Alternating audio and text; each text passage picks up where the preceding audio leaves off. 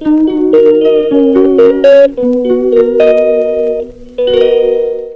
मित्रांनो, तुमचे स्वागत आहे माझ्या यूट्यूब चॅनल. माझ्याचे नाव आहे योगेश ब्लॉग घेऊन आलेला आहे. तर तुम्ही बघतच आहे माझ्या मागच्या साईडला पक्ष्यांचा किलबिलाट ऐकू येत आहे. आणि तो किलबिलाट कसला आहे तर आता तो बघून घ्या. मी तुम्हाला या पिंजऱ्यातल्या पक्ष्यांची माहिती सांगणार आहे. आतमध्ये तुम्हाला त्यांचे पक्ष्यांनी आत मटक्यांमध्ये पिल्लं दिलेले ते सर्व दाखवणार आहे. अंडे दिलेले, पिल्लं दिलेले, त्यांच्याबद्दल मी तुम्हाला थोडी माहिती सांगणार आहे. व्हिडिओ आवडल्यास लाईक करा, शेअर करा, कमेंट करा, सबस्क्राईब करायला विसरू नका. तर चला आता पिंजऱ्यातली साफसफाई करू. तुम्हाला हे बा दिसत आहे का? हे बा बघून घ्या, बारीक बारीक पिल्लं आहे. मी तुम्हाला ते बाहेर काढून दाखवणार आहे. पण आता या मटक्यांमध्ये कसे बसलेले ते पण बघून घ्या. या वरचा मटका रिकामा आहे हा. आणि 4 बॉक्स फिट केलेले मी. हे बा हा एक बॉक्स आहे, हा एक बॉक्स आहे, हा एक बॉक्स आहे, हा एक मोठा बॉक्स आहे. यात पण व्हाईट कोकटेल आहे. हे बाय दिसलं का? हे बघा कसे जाऊन बसतात मध्ये, किती छान वाटतं नाही बघा. हे पक्षी तुम्हाला आठवतात का? हे पूर्वीच्या काळी जेव्हा सर्कस व्हायची त्या सर्कसमध्ये यांना वापरलं जायचं. पण आता पक्ष्यांना बंद केलेलं आहे, सर्कसमध्ये ठेवलं, त्यामुळे पक्षी कमी असतात.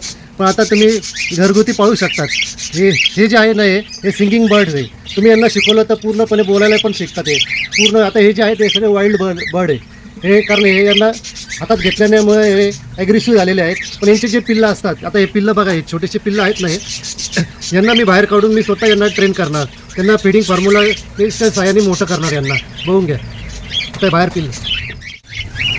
बघा मित्रांनो, या त्यांना कोकटेलने अंडे दिलेले आहे. बघा हे या 2 फॅमिलींनी अंडे दिलेले आहे. इकडे तुम्हाला 2 दिसतात आणि इकडे 2 दिसत आहेत. पण थोडेसे तिकडे पण गेलेले आहे. हे बघा हे थोडेसे अस्ताव्यस्त झाले. आता मी पिंजरा उघडला ना, त्यामुळे ते थोडे घाबरले. त्यांची साईज बघा, अंड्याची साईज बघा केवढी असते ती. साईज बघा त्याची, अंड्याची साईज. मित्रांनो, हे कोकाटेल पक्ष्यांचा संग्रह आहे, बघून घ्या. हे सगळं फॅमिलीने राहतात. प्रत्येकाच्या फॅमिली आहे याच्यात. त्या फॅमिलीने ते एकत्र राहतात. याच पक्ष्यांची ब्रीड झाल्यानंतर हेच पक्षी मी माझ्या शॉपमध्ये मी सेलसाठी ठेवतो. यांचे पिल्लं झाले असले तर मी माझ्या शॉपमध्ये घेऊन जातो आणि त्या पिल्लांना मी लहानपणापासूनच मोठे करतो. हे यांच्याजवळ ठेवले तर ते ॲग्रेसिव्ह होतात. पण ते मी ॲग्रेसिव्ह न होऊ देण्यासाठी त्यांना मी स्वतःकडेच ठेवतो आणि मी स्वतः त्यांना लहानाचं मोठं करतो. आणि त्याच्यापासून जे ते हँडटेम होतात ते मी ते बाजारात विकतो. त्या लहान पक्ष्यांना मी माझ्याकडे फीडिंग फॉर्म्युला आहे. त्या फीडिंग फॉर्म्युल्याने त्यांना लहानाचं मोठं करतो. मित्रांनो, हा पिंजरा ना महिन्याभरात खूप घाण होत असतो. बघा बघून घ्या. त्यांची जी विष्ठा आहे आणि त्यांना जे मी खाद्य देतो त्या खाद्याचे बारीक बारीक कण साठतात. आणि ते कण साठल्यामुळे ना खूप कचरा होतो. तो कचरा आहे ना त्यांना त्रास होऊ नये म्हणून मी महिन्यातनं एकदा तरी तळ साफ करतो. मित्रांनो, मी स्वतःला आता पूर्ण प्रोटेक्शनने झाकून घेतलेलं आहे, जेणेकरून पक्ष्यांची घाण जी आहे ना माझ्या नाका तोंडात जाऊ नये आणि केसांना पण उडू नये. मित्रांनो, मी तर झाडून सगळा कचरा एका साईडला गोळा केला आहे आणि तो मी आता या डस्टबिनच्या बादलीमध्ये गोळा करतो आहे. तो बघा, आता मी या डस्टबिनमध्ये सगळं भरून घेतला आहे आणि आता मी त्या पाण्याने हे स्वच्छ करणार ही जागा, जेणेकरून यांना खूप चांगलं वाटेल. बघा, पिंजऱ्याची जागा पूर्ण स्वच्छ झाली. आता बघून घ्या. आणि आता यात पाणी टाकणार आहे, मी पाण्याने स्वच्छ करून घेणार आहे. पिंजऱ्याची पूर्ण साफसफाई झाली आहे आणि आता आपण त्यांना भूक लागली आहे म्हणून आपण त्यांना देणार आहे. आणि हे पाणी जे आहे या पाण्यात आपण एक औषध टाकणार आहे. ते औषध जेणेकरून जे होणारे आता पिल्लं अंडे होतील ते व्यवस्थितपणे तयार होतील.